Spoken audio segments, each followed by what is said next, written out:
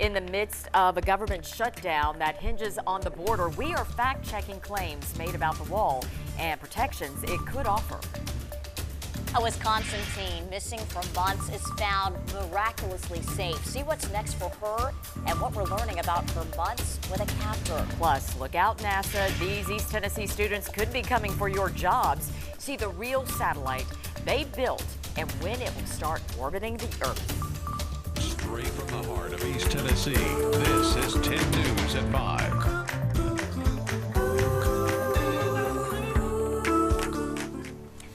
"21 days, that's how long we've now gone without a fully functioning government. Today, Americans miss a first round of paychecks. That's money for groceries, home payments, and other necessities. And we are now tied for the record for the longest government shutdown in U.S. history. The last time this happened was in 1995.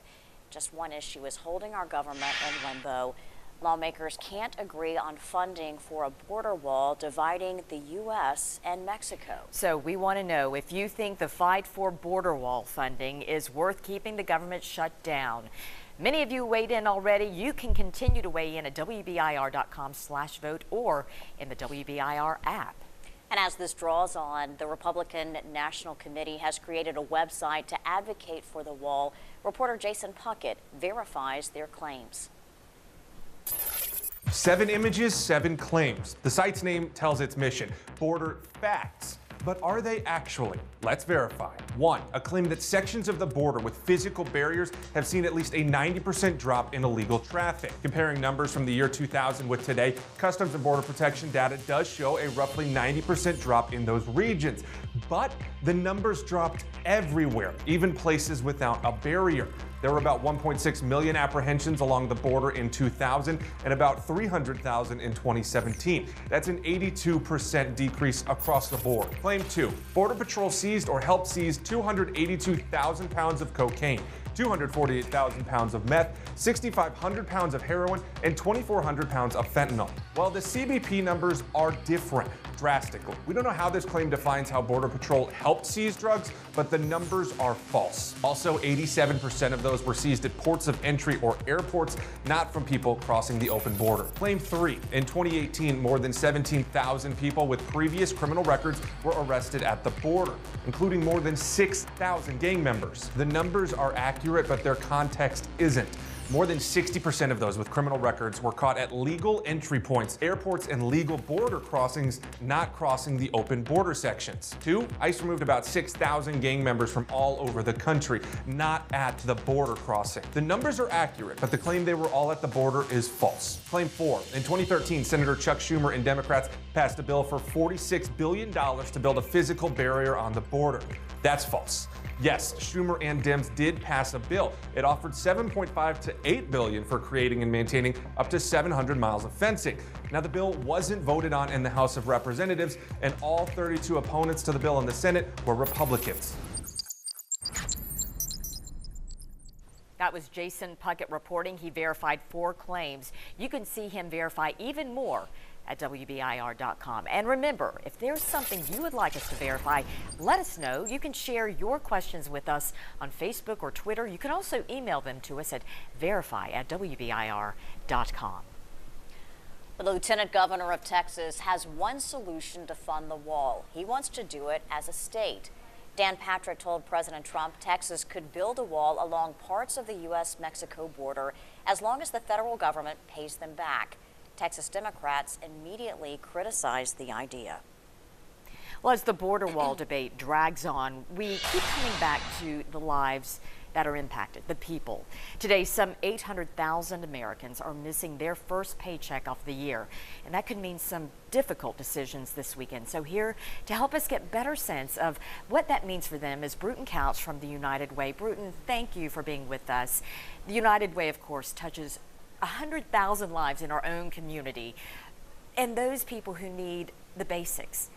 So you know how important it is for people to have a source of income.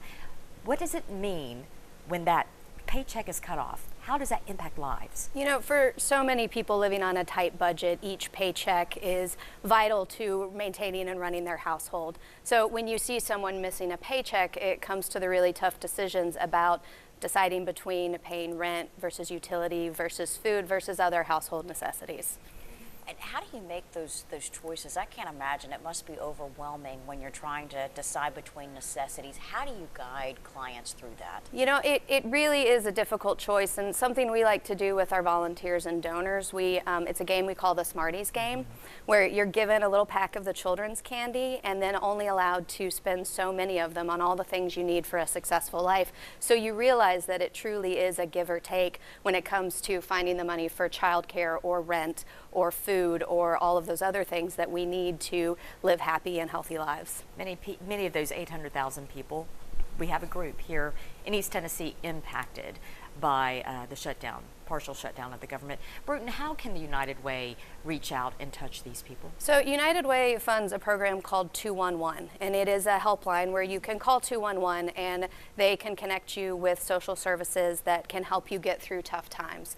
One of the number one requests on that line is for rental assistance. So in a situation like this where you are missing a paycheck, you can call 211 and get help with a utility payment or your rent check or even food if you need help. And 211 is a great resource that can connect you to the agencies that can provide those social services that you might need during this time. Bruton Couch from the United Way, thank you. Thank we you. Appreciate it. And you can find more details on some of those costs families are dealing with and just how short one paycheck could leave them at WBIR.com. So we asked if you think it's worth continuing the shutdown until lawmakers approve funding for the border wall. More than 900 of you have voted. And let's take a look. Yeah, you're pretty split, but right now 50+% of folks saying yes, they think it should. 42% no. You can continue voting at WBIR.com/vote. Well, more reason to sleep away from your cell phone. Why doctors say a charger burned a girl as she slept. Coming up after the break.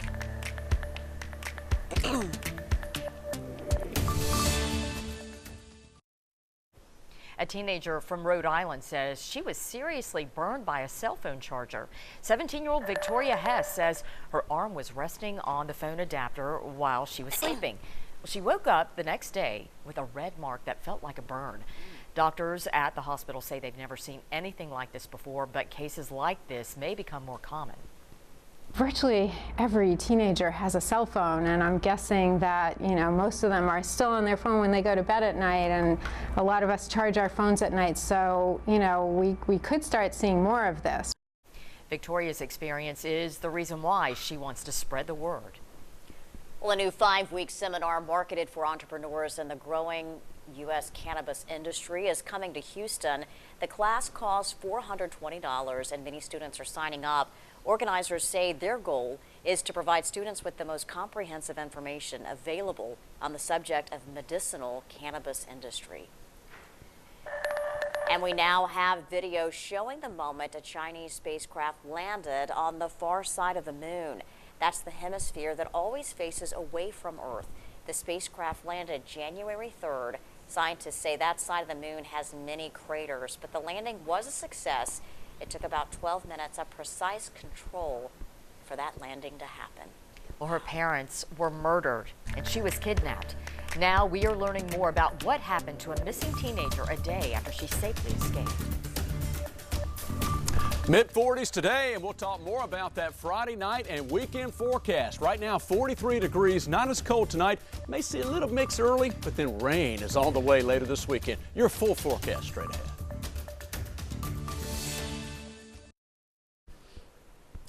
In October, police received a call with no one on the other end. When they got there, the Kloss couple was dead and their 13-year-old was gone.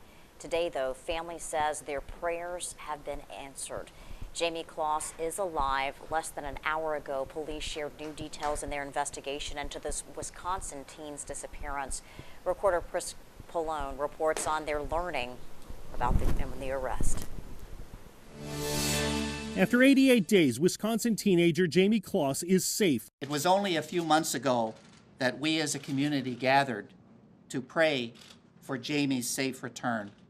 God has answered those prayers. Investigators say Kloss was found Thursday afternoon in Douglas County, Wisconsin, about 70 miles from her home. She emerged from the woods and approached a woman walking her dog who took Kloss to a neighbor's house, yelling as she knocked on the door, "This is Jamie Kloss. Call 911. We brought her in the house. She came and sat down in our living room with us, and we called 911 immediately. Those who found her say Kloss looked skinny and dirty, her hair matted. She was wearing shoes too big for her feet, her emotions flat. In cases like this, we often need a big break, and it was Jamie herself who gave us that break. Kloss disappeared 3 months ago. Sheriff's deputies rushed to her Barron, Wisconsin home after getting a 911 call from her mother's cell phone. When they got there, Kloss's mother Denise and father James had been shot to death. There was no sign of the 13-year-old. Now, 21-year-old Jake Patterson is in jail, charged with 2 counts of intentional homicide and 1 count of kidnapping. Deputies arrested him shortly after Kloss was found. You know, we understand that this is going to be a process for Jamie, and we don't want to overwhelm her. We want her to be comfortable. So when they tell us that we can see her, we will be there. For months, investigators and volunteers searched for Jamie Kloss and prayed for her safe return. Now, those prayers have been answered.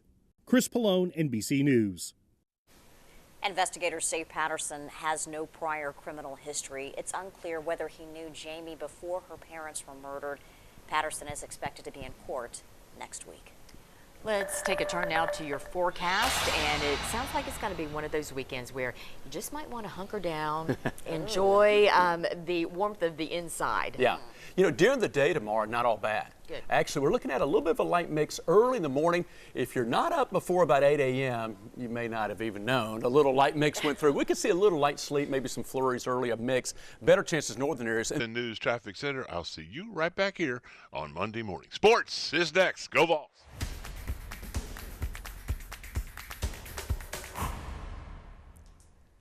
Good afternoon, everybody. After last night's 2-point loss to number 16 Kentucky, the Lady Vols have lost back-to-back home games for the first time since December 1996. But back in 96, both of those losses were to opponents ranked in the top 5. Now, since the AP poll started in the fall of 1976, this is the first time Tennessee has lost back-to-back home games, with one of those losses coming to an unranked opponent.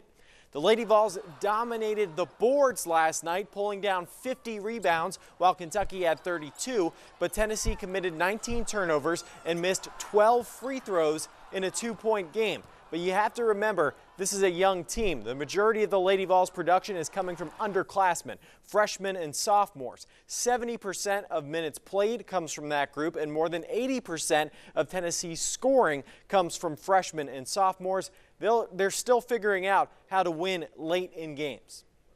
These kids play hard, and they're getting some great experience, and by no means am I giving up on them.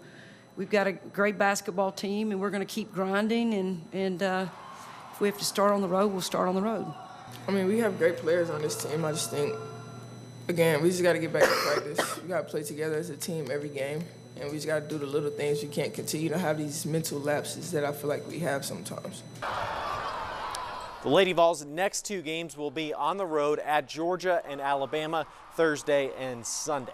If you're looking for something to do this weekend, you might want to check out the Pro Swim Series meet taking place at the Allen Jones Aquatic Center. Multiple Olympians are competing, including former Lady Vol Molly Hannes and 5-time Olympic gold medalist and world record holder Katie Ledecky. They will swim tonight starting at about 6 o'clock, then again tomorrow morning at 9 and tomorrow evening at 6. Really cool to have all those Olympians right here in Knoxville. Robin and Beth. No doubt about that. Glad to have them. Patrick, thanks. Well, still ahead, a giant troll sitting in the Smokies, how he got there and why he's not as scary as he sounds at 6. But first, an East Tennessee middle school spent years developing a satellite to orbit Earth. Next, when their project will take off. Robertsville Middle School in Oak Ridge is one step closer to launching a satellite into outer space with the help of NASA. Yeah, their mission is to study the aftermath of the Gatlinburg wildfires. 10 News reporter Gabrielle Hayes has the story. We just want to make sure that it won't happen again. After the Gatlinburg wildfires in 2016, Robertsville Middle School in Oak Ridge decided to do something. We are going to be sending a satellite into space to look at the Gatlinburg area after the 2016 Gatlinburg fires. The satellite comes equipped with a camera, which will take pictures of the affected areas. And we're watching the regrowth of what happened in Gatlinburg, which was massive. And while there are several mentors and teachers involved, it's a project primarily run by students. I'm doing something that most middle school students don't get to do. They write the code, This thing that we're coding right here. print the models of the satellite, This nozzle moves back and forth and prints out the shapes that you need. and put together the real thing. We have our CubeSat frame right here. Okay. And then we have our camera lens. Thanks to a $20,000 donation from Comcast, the students will soon get solar panels to power the satellite. It's the latest donation, now topping $52,000 to send it into space. They're going to go on all 4 sides. The group says while the work is difficult, It's complicated, but I like being challenged. it's a mission they are proud to be a part of. Just getting to be a part of such a big thing is so cool. In Oak Ridge, Gabrielle Hayes, 10 News. Awesome experience. The group still needs to raise money for a radio and antennas before the satellite is done. They say the goal is so they can launch it into space sometime next year. Thanks for watching 10 News at 5. 10 News at 6 starts right now.